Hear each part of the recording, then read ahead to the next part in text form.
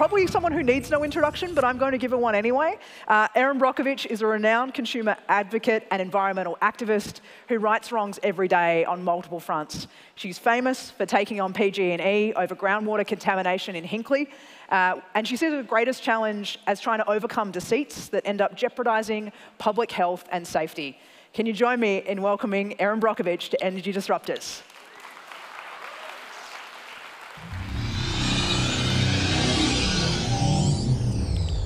Welcome, Erin. Hello. How are you? Good. We're so excited you can be. We're sorry that you can't be here in person, but we are glad that everything is okay. So thank you for persisting and still being with us via hologram today. Absolutely. I would so much want to be there in person, and as Holly explained, due to a medical procedure, but I am so glad that you've beamed me in, Scotty. It's a delight to be here. It's great to be here. Erin, I wanted to kick you off. There was something you said that really resonated with me in a video that I was watching. You said most people think of the word disruptor, and obviously this event is called Energy Disruptors, as a bad label. It conjures up an idea of being troublesome, rowdy, or chaotic. But you don't get awards later in life for maintaining the status quo. Can you talk to us about why you're proud to be a disruptor? Because it makes a change, and we don't always want to hear things that like disruptor, because we have this idea, we've tagged it as something bad, when actually disruption can be really good. What is the quote? Well-behaved women rarely make it to history.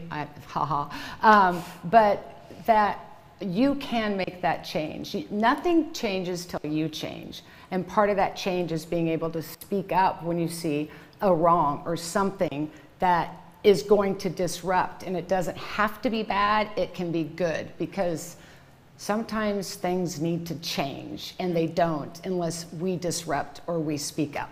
I love that mantra that you've got. That disruption is a good word. It is, yeah. I was just going to say, I love that mantra that you've got, that nothing changes until you change, but also nothing will change if you don't change yourself. So can you take us back? I mean, people know you obviously famously for what happened in Hinckley. What changed for you in that moment that inspired what happened there and has obviously catalyzed your life since? Being there, being what I call boots on the ground, that makes a really big difference when you're present. I was present in the moment, I was present in the location, and I was recognizing things at that moment that I had already experienced when I was younger. I'm a dyslexic, so I was always categorized, I was always labeled, I was always put into a box. My mom taught me you have to have stick-to-itiveness in these moments, and that's a propensity to follow through in a determined manner, dogged persistence, born of obligation and stubbornness. And my dad teaching me the value of respecting the environment and people. So when I was able to be present in Hinckley, I could feel, I could sense, and I could see that something was wrong. People were sick. I could see the dying trees, I saw two-headed frogs, I saw green water, and it just kind of came back to me that this is too familiar, because I was getting pressure back the other way about, you don't know what you're talking about, and you shouldn't be involved. You're not a doctor, you're not a lawyer, you're not a scientist, you're not this. Why should we listen to anything you have to say? And I was struck by that, because that reminded me of in school, because you're different, you know, why should we listen to this or that? So I felt the squeeze of that box, and I started to punch my way back out. And I learned that you don't have to be a label or anything or a certain degree, and that is no disrespect to people with PhDs in the educational system and academia, but it has everything to do with being a human and being able to recognize, see, and feel that something's wrong. And that's that moment you become the disruptor. I love that, and I love Mum's notion of stick-to-itiveness. It's a great phrase. Yes. But I did want to ask you about that, though, because one of the things that strikes me, you mentioned you've been labelled your whole life, whether it was dyslexic at the time you started your campaign in Hinckley, you were unemployed. There were all these voices telling you that you don't matter, you don't understand what you're doing, what you're saying. How did you not become demotivated at any point in that? How did you maintain that level of conviction that actually I'm seeing something here and I've got a voice that matters? That's a great question. It was really hard. I was a single mom. One of the things that was the hardest for me was not being able to see my kids. I became consumed with what was happening out there. Those people became my family. And I learned very early on to disconnect and destroy your environment is in turn actually disconnecting and destroying yourself.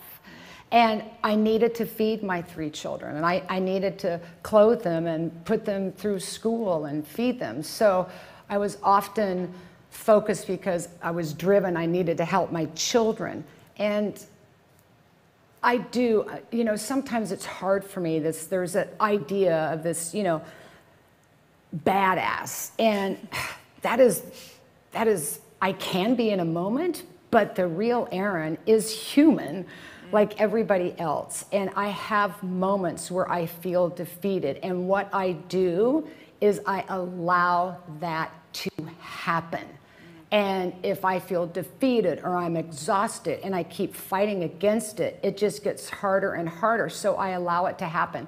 Whether I throw myself on the floor and cry, or I just say, I'm checking out and I'm gonna go take a 20-minute recheck of myself, I allow it to be. Oftentimes we don't want to do that because we think we're a failure, or somebody thinks that you're weak. It's kind of like people think if you're kind, it's weakness. Don't misunderstand it at all. I'm all about owning a moment, owning your accountability, and embracing even what you feel is something as defeated, and allowing it to happen, because there you'll be able to reconnect, reboot, and have that courage and that motivation to get out there and fight again tomorrow. Which reminds me of something you said when we were talking the other day, that one of your observations about the world right now is that so many people are feeling defeated and tired, exhausted even. So that's a message that I think has a lot broader application right now for people needing to, as you said, step back and check in, right?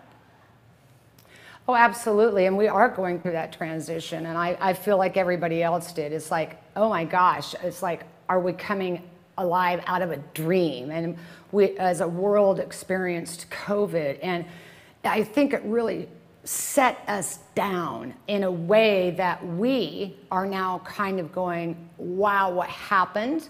What has been going on? We've been able to stop, and we can not always worry about what we did in the past. I know we get anxious for the future, but we had a moment to be present and to look around. As frustrating as things can feel right now, I actually am very excited, and I actually feel a great deal of hope, because we are waking up and we are in a reboot, a reset. And I talk a lot about, infrastructures and things that have to change, and we can look back on how we got here, which was good and well intended. But moving forward, this is an opportunity for correction and addressing infrastructure changes, addressing how we go into the future. So while this time is difficult, this time is a reset, it's a rebirth, it's a reboot,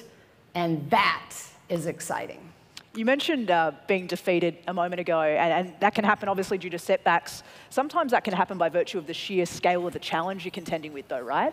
And one of the things I'd love to pick your brain around is when you look at the Hinckley situation that you were in, that is an enormous challenge to look at as one person and go, I can do something here. So I wanted to ask, how did you go about, and what lessons might there be for our audience, how do you break down a big problem into achievable goals and steps? How did you work through that challenge in Hinckley? I relied on what I had, even though I was being told I had to have this or that. And what I did have was a very strong set of instincts. We all do. It's oftentimes in your gut, that feeling when you know something's wrong. And I just went with it. Over time that I've had to look back on my life and go, to your question, what was I doing? Well, that instinct was my logic. And if I had thought of it in terms as logic, I would have gone, what the heck is logic anyway? But because I used my common sense and that internal instinct and followed that, I began to take logical next steps. One of the next steps was leverage, another bad word like disruption. And you think of leverage as, debt ratio and banks leveraging this, and people just don't equate what leverage really is. And I learned in Hinckley, when I became one, then with a community member, Roberta Walker, another. And then we were with another. We became 10 and 20 and 50 and 100 and 200 and 500. Suddenly we were being seen and we were being heard. And I learned that leverage is the collective, it's the community, and how you get in there and work with them. Mathematically, 1 + 1 = 2, right? But in principle, 1 + 1 became 1,000 or more. And that gave us momentum, that gave us strength. So logic, leverage, loyalty. Look, we get involved in these big things, and as we've been talking, we get tired or we give up or we think we can't do it because somebody tells us we can't do it. Don't let that noise inside your head. But leverage for me became the stick-to-itiveness. And that moment of dogged persistence and determination. I knew I could be that. So I was implementing things that were coming to me naturally and not moving away from them. So with logic, leverage, loyalty, one of the things, I know this is going to sound silly maybe, but was my why. What was my motivation? Why was I doing this? Everybody told me I couldn't. I didn't want to start thinking I couldn't.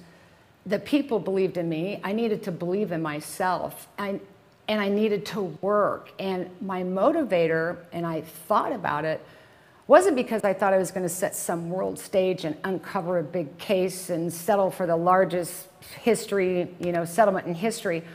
Rather, it was born of love. Because I loved my kids. I loved to work. And yes, it could be love of a job because you love money, because you need that to put your kids through college, to want to walk them down the aisle and see them graduate, for the people there, for the environment. And it just was an upswelling of my motivator became because I love. And with all of that, I began to look at my leadership and what is a leader supposed to look like or supposed to be? We have this, again, back to this in a box. I never like to be in a box. I almost panic and I'll start punching my way out wherever I can. But leadership is about not standing there and look at me and I'm the leader, but rather seeing who's working with you as a team and pointing them out as a leader and building that belief in your team and to the next leader. And it's about compassion, it's about passion, it's about listening. It's not about this, I am the leader. It is about setting the example so others can follow. And so leadership became something I really never thought that I would be doing. But it comes as believing in yourself. It comes in embracing and bringing in the team, the collective, and not being afraid to let somebody else step in and go, oh my gosh, I have the answer.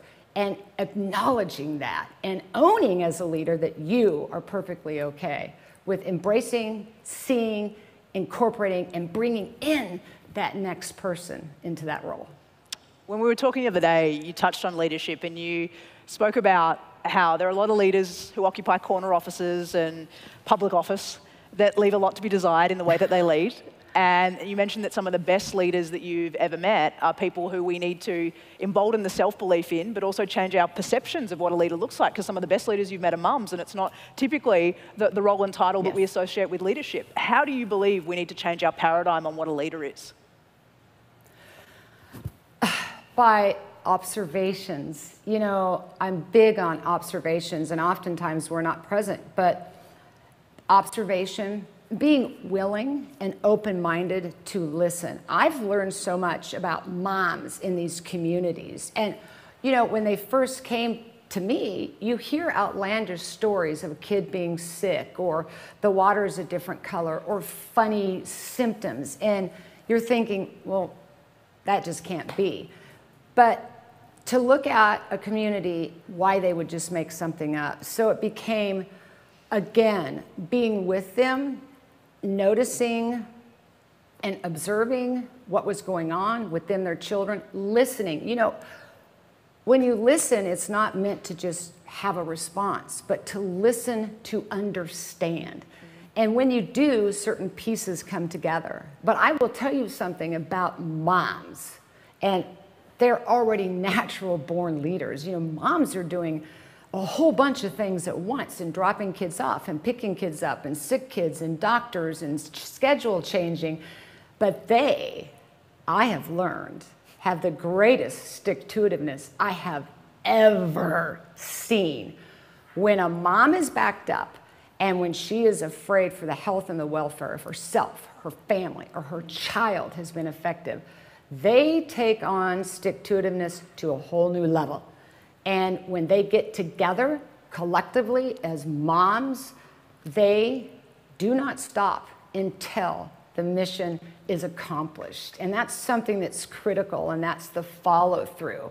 And as we follow through on something, somebody else could wear us down or get tired. That's that moment again where you're like, oh no, you embrace that in yourself, and they will make it their job and their business to follow through on what they've embarked on until the end, where they see whether it's justice or a policy change or a new infrastructure in their town, so safe water is being delivered. So I think we have to get away the idea of what it is that we think something or somebody should act or be like. Because I truly believe every one of us has that natural instinct to want to rise up when things are wrong and want to stand up for ourselves. But the problem is not somebody else always, but it's you. Rather, it's your perception of you.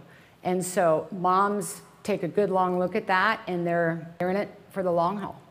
So we shouldn't be, again, labeling something, because that's a preconceived idea, that's antiquated. I think that there's plenty of room here for us to open up our minds to new ideas of what leadership is and what a leader looks like or what a politician looks like, and move past these antiquated ideas and into allowing and embracing you, leader or not, to find and ignite that person. I want to pick up on something you said there, and it might be part of your answer to this next question, but that notion of, you mentioned there's nothing like a mum backed up against the wall, seeking to defend and protect her kids. That notion of getting to the real human heart of a problem or a challenge, and the motivational power that taps into. Because I did want to ask you mentioned before the idea that leverage equals power. There is power in the collective. As one person, what we can do is smaller than obviously what we can do when we mobilize a whole group of people. What have you learned over your journey as an advocate? You're renowned for being one of the world's most effective consumer advocates, in terms of how we storytell in a way that invite others to join us. What's the powerful way to engage people in our causes? Because a lot of people are resonating with this idea of, I've got an idea, an issue, a part of the energy challenge that I'm passionate about, but I know I need to bring a whole lot more people on board to make significant change happen. How do you do that? That's a great question, and I learned that very early on in Hinckley. So I became a door-to-door person, and there will be people in your life that don't want to hear what you have to say, don't want to believe what you have to say, because they're like, oh my gosh, was I a part of this? In Hinckley, the mothers in a dust storm soaked, cloths in chromium-6 and put it on their face. So there's a reason why some people, and it's their own internal fears or guilt, that don't want to hear what you have to say. I had the door slammed in my face many times, and I learned at that moment to disengage. The more you just keep pushing and pushing and pushing and pushing, right? They're inclined to want to push and push and push back and not hear you. So what I began to do was give them the information.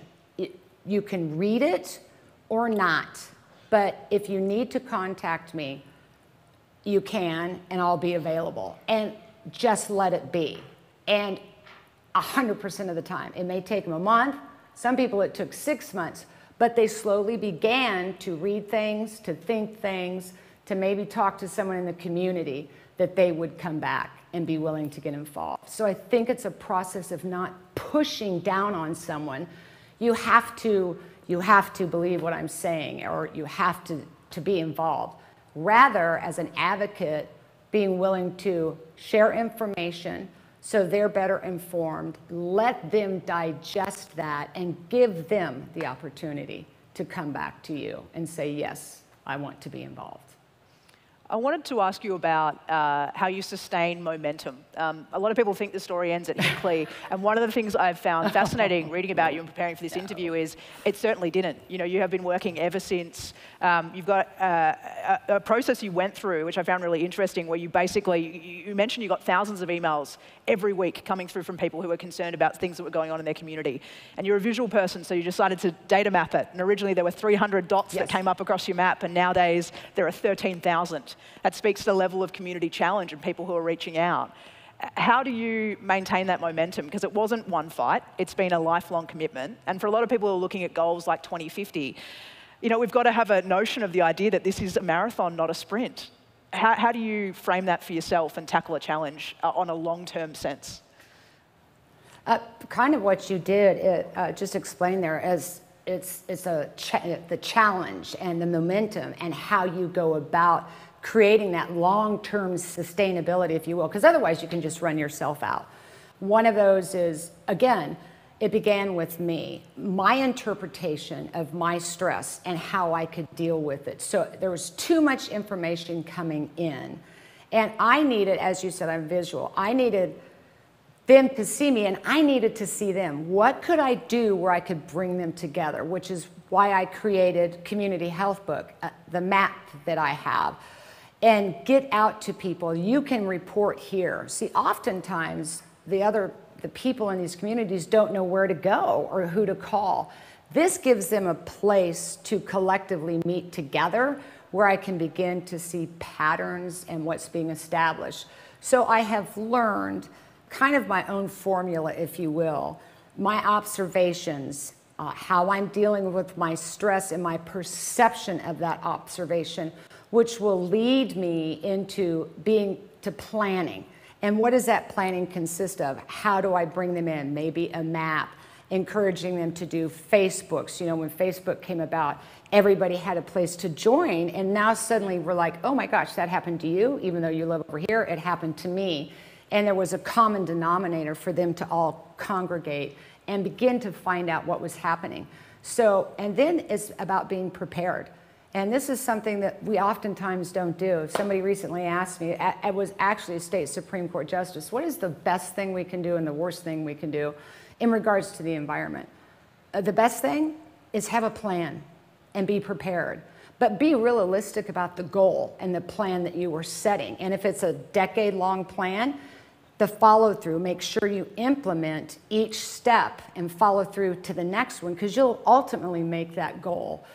And these are the things that I have learned that help me in my work. And so observation, going to being planning to preparedness can equal a positive outcome, but realistically. And that's where I think we've made mistakes. And so the worst thing you can do is don't plan and don't be prepared. And that may be why we're all kind of in a precarious situation right now, because we precisely didn't do that. But we have that chance going forward. And take a moment, I think we all have, to look around. We're all observing some kind of change. Something is different. Well, let's start having a plan, a realistic plan, and what that looks like, and being transparent and honest about sharing that with consumers and other people, and then begin to be prepared. It will equal a much better outcome. We just can't keep kicking the can down the line. There's a moment here where we have to stop and rethink, and on the up front, that's where we start to put in the changes that we need to reach that ultimate goal. You said the word realistic a couple of times in that answer, and I wanted to ask you about that because I've read you say a couple of times that you can't deliver false expectations, you can't deliver unrealistic expectations. And so I'm interested in how you determine the right level of ambition for your goals and challenges, because a lot of people would have said to you when you started out in Hinckley, don't be ridiculous, that's unrealistic that you could change that you could get an outcome against a company that big, for an entire town. So how do you calibrate or determine what is realistic and unrealistic and the right way to approach goal setting? Because I know what I see, I know what I feel, and I know what I believe. And if I was going to let all the naysayers and the doubt get into here, it would sink me. I know who I am, and I am determined. I know what I saw. It was wrong. I knew how they felt. I could feel it. Talk about energy disruptors. When you're out in the environment and you're that boots on the ground, there is energy. It's palpable. You can see it. You can feel it. And I owned that. And it became about my principle. And I wasn't going to let anyone convince me that what I saw, what I was experiencing, what I was feeling wasn't real. And I stayed rooted in that. I want to talk to you about your book, Superman's Not Coming, because it's a masterclass in water for people who don't know much about the state of water health, but it's also a real call to arms that each and every one of us have a role to play. We need to get organized, we need to wake up, we need to challenge the choices that we're making. Before we get into some of the messages in the book, though, I think it could be interesting. I learned a lot reading it in terms of the state of water health. Can you just, at a high level, talk to us about why that's a cause that you're so passionate about and the state of the challenge in front of us? Water became, first of all, we're all water. I mean, if we look at that, our lungs are 75% water. I've always been fascinated with water. As a child, I would run down to the creeks, and it was like I could feel it. Well, probably because we are it, and it is us. And we just, that disconnection of the environment and us. So my dad, who was an engineer for Texaco, he actually ran the pipelines, was instrumental to me as a child about that connection with water. And he used to sing me songs about watch the water trickling down the stream, enjoy it today, Erin, for someday it might not be seen. I couldn't even wrap my mind around that. What are you talking about? And he had little ways to tell me and almost prepare me for what's coming, and I can't believe it's here. He said, Erin, in your lifetime, water could be scarce. Water could be gone. We could face serious droughts, and water at some point could trade more valuable as a commodity than oil or gold. And I think he's going to be right, because none of us will sustain or have a life, anything on this planet without water. So very early on, I was just connected to water. And when I was in Hinckley, I was standing there and I was looking at everything around me, and I was like, what could be the one thing that's making everything die? The cows covered with tumors, the chickens with 2 heads, the frogs with 2 heads. What would be a common denominator? And it just struck me like a lightning bolt. I'm like, oh my God, it's the water. The one thing everybody was touching and drinking became a toxin to them. And so I'm just inclined, it's innate, it's instinctual. I can't help myself, my connection to water. And I worry, if we talk about any climate change, again, tagging something that it doesn't resonate with everybody. Climate change, can I see it? Can I touch it? Can I feel it? Climate change will be about water events, and we're seeing it now. Too much flooding, and too much flooding can wipe out municipalities, and bacteria gets in the water, and then the chlorine burns, and then runoff and pollution, and it just goes on and on. And that moment is here, where in this change there's going to be too much water, drought, scarcity of water. I'm dealing with that right here in California. And in some places, yes, in the United States of America, no water. So I think that is a call to arms for all of us, for every one of us, for our political leaders, for moms, for the next generations, for our corporations, for our industry. There is absolute room at a collective moment on how we're going to address these changes to have a sustainable planet that all of us are going to live on. So water is it for me. I love your passion for it. It's absolutely palpable. And I wanted to ask you, when you write a book like that, obviously there's a sense that the way that we're doing things right now is deeply problematic. And if it doesn't change, we're facing a pretty scary trajectory. What was your hope in writing the book that people would do differently after reading it? How do you want people to respond to the state of the challenge? The truth. Superman's not coming. I also learned early on that neither was Prince Charming. I worry so much that with false information and the things that we begin to believe, all the negativity that gets put on us, that great disconnection will happen. And Superman's not coming is the truth. It is a message to every individual. We cannot just assume or take it for granted that either a government or a city council just has your back. There could be a plethora of reasons why they don't, but rather you need to learn to have your own back. And that's where the difference begins. And you've got to believe in yourself. I tell people all the time, you need to look no further. Stop looking for the hero. You can be the hero. You are the hero. All you have to do is connect and look at that person in the mirror. So Superman's not coming shouldn't be scary. I find it empowering because we cannot afford anymore. Oh my gosh, I feel like, Dorothy and the Wizard of Oz with the cast of characters of the Cowardly Lion and the Tin Man and the Scarecrow. They're on this great journey to what? Go find the Oz? Because he's going to fix everything for us, right? But if on that journey, the Wicked Witch wanted to stop him. But the whole moral to this story is when they woke up, maybe it was not real, an illusion.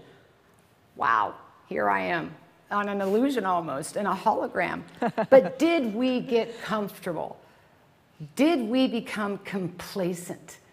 Did we follow false hopes when we weren't willing to do the own due diligence ourselves to find out? But they did, Dorothy and her cast of characters, and they went to find the wizard, and guess what? They pulled the curtain back, and who was in there? Just somebody like pulling the levers around, and I don't know what I'm doing. And the moral to that story is, and I think it's the moral to our story, we, as people, every one of you, we've always had a heart. We've always had the courage. We've always had the mind to be involved and find our way home. I will believe that forever.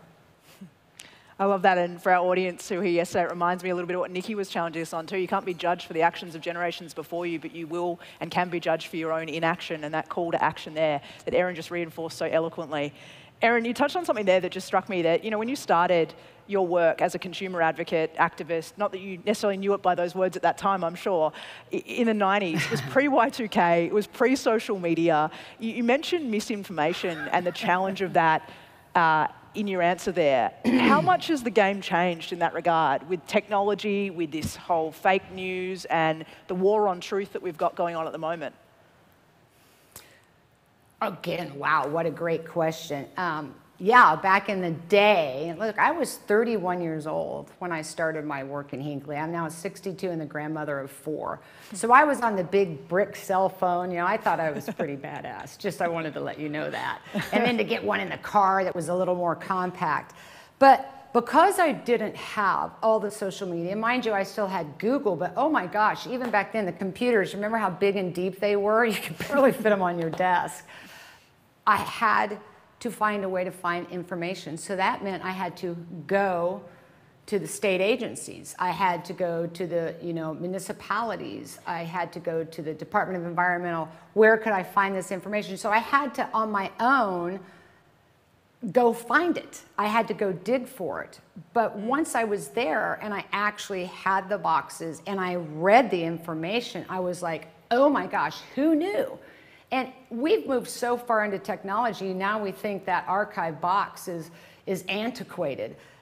Actually, no, it's not. And I mean, as we get bigger into social media, and again, back to you, it's up to you to be responsible for yourself, to vet what you're seeing in a news story or on Facebook, and decide for yourself whether that's factual or not, just not on a rumor or because, we have to be on one party or the other to have that opinion.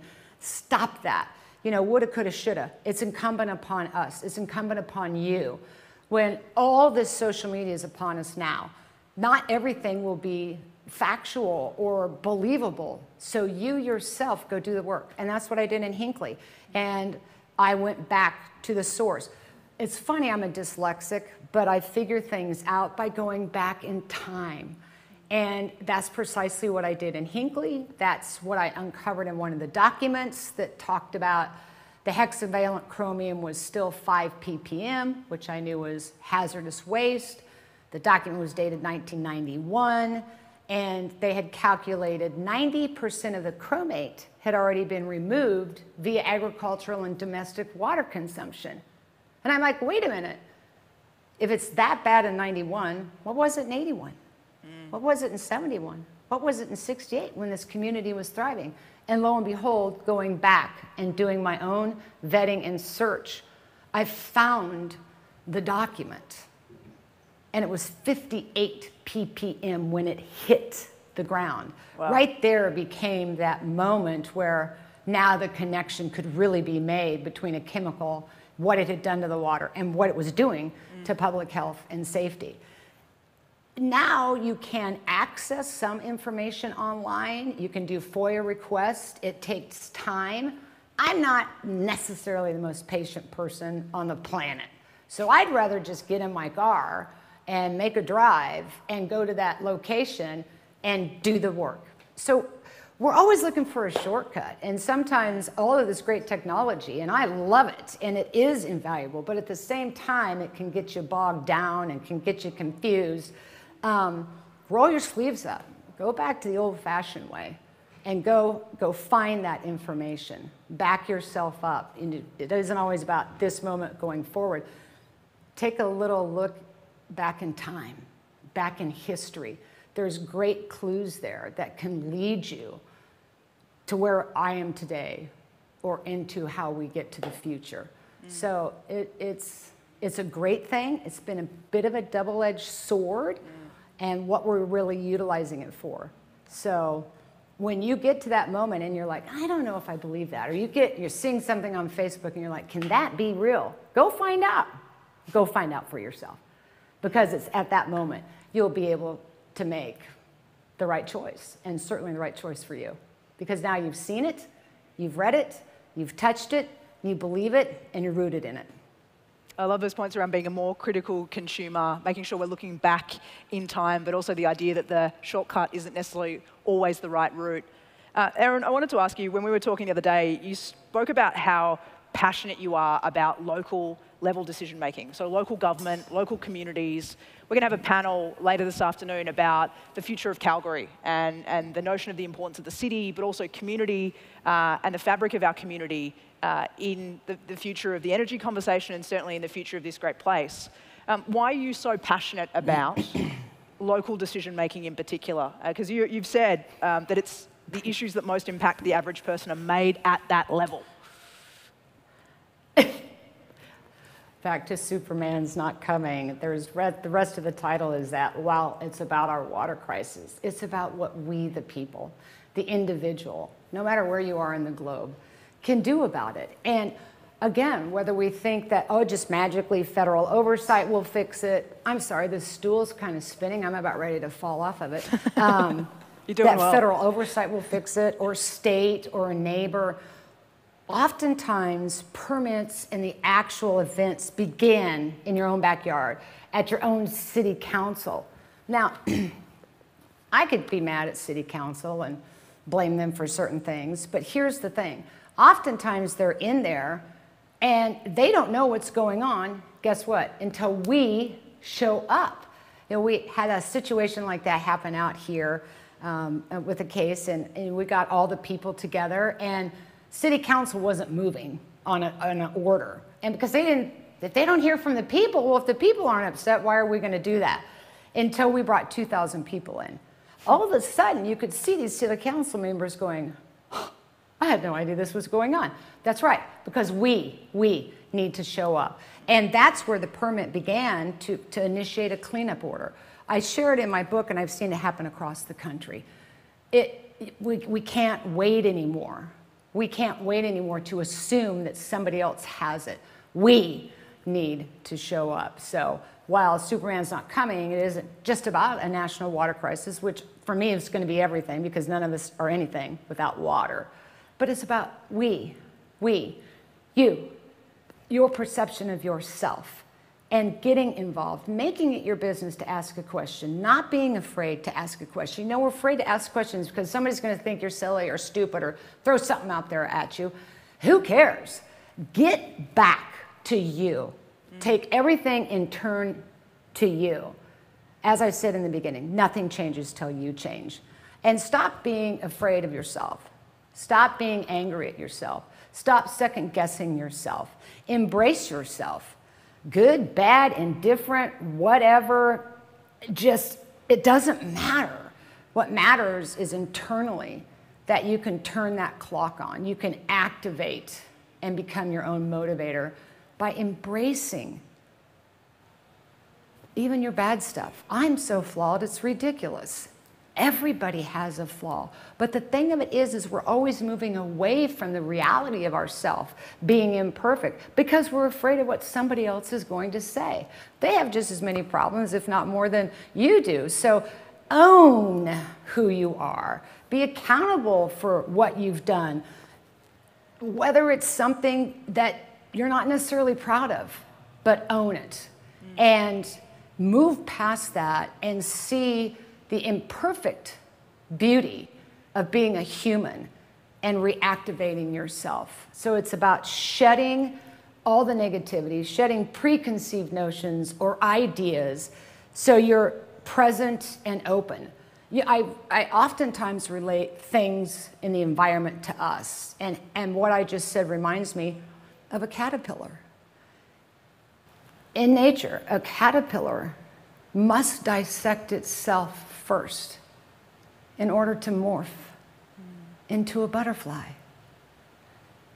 We shouldn't be afraid to see who we are and forgive ourselves for the mistakes we've made. Being able to say, I'm sorry. How can we move forward? And correcting that. Because when you do, I find that the most empowering moment of my life is to own who I am. Good, bad, indifferent. I love what you've touched on there because it gets to the heart of what you were saying. Nothing changes until you change, and so many mindsets you talked about us needing to shift in that. The other thing it made me want to ask you about is what's had to change in your process or your approach in terms of what you've had to add to your toolkit or your way of doing things that's helped you become more effective and impactful over your career? Again, well, you ask great questions, Holly, just so you know. Thank you. It's been 30 years of a learning process. As I'm older, don't we all find ourselves with more wisdom? But I mentioned it earlier, what I've had to change is my approach. I can't come in there and try to change your approach. Only you can do that. But I've had to be aware of my approach. Was it my approach too aggressive? Maybe I had a reason for that. But maybe I need to pull back from that for a minute. So I've learned it's kind of a give and take. And if I can recognize, and again, this is about, oh, everybody knows this. You know, when you're at an event or a party and you can just feel, I don't know, somebody, you know, moms are good at this. Somebody's not being honest with you, right? Somebody doesn't make sense. That's what you have to really get in touch to. So I'm good at being able to recognize, oh, that was not a good energetic. You know, talk about energy disruptors. We are energy. Energy is everywhere. Energy never dies. If you will tap in and be present to that, you can feel it. So when I feel that, I immediately take a gut check with myself. Okay, so what is going on here?